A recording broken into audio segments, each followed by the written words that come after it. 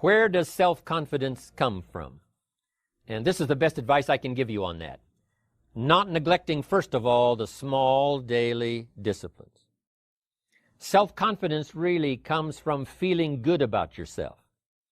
And one of the best ways to feel good about yourself is at the end of the day to know that you poured it on. You did your best. If you conducted a meeting, you did the best you could. If you made a phone call, it was the best phone call you could possibly make. If you wrote a letter, it wasn't a casual letter, it was your best letter. At the end of those kind of days, when you feel good about yourself, self-confidence starts to rise. You know that if you can have this kind of a good day, you can have another one the next day, and those days become the weeks become the months, and the month becomes a powerful year. Self-confidence comes from the lack of neglect.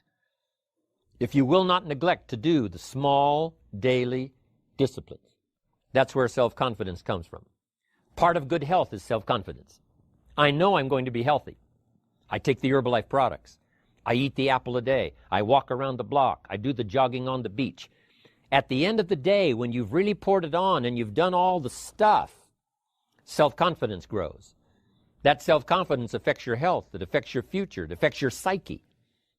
So this is true. One of the great powers is self-confidence. Self-confidence means willingness to do whatever it takes to achieve. Some people say, well, I'll do it for a little while and see what happens. You know, I'll try a couple of things. If that doesn't work, I'm out of here.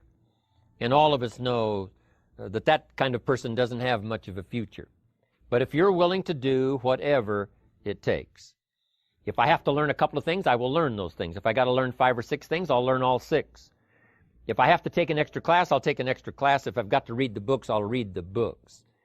If I have to consult with people who know more than I know, I will do the necessary consulting. Whatever it takes, I will do.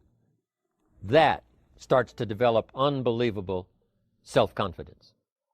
Self-confidence also comes from the ability to rise above your circumstances, to rise above what happens, the petty little things, the discouraging things that would sink everyone else's ship except yours, that would cause someone else to quit early in the day, but you keep going.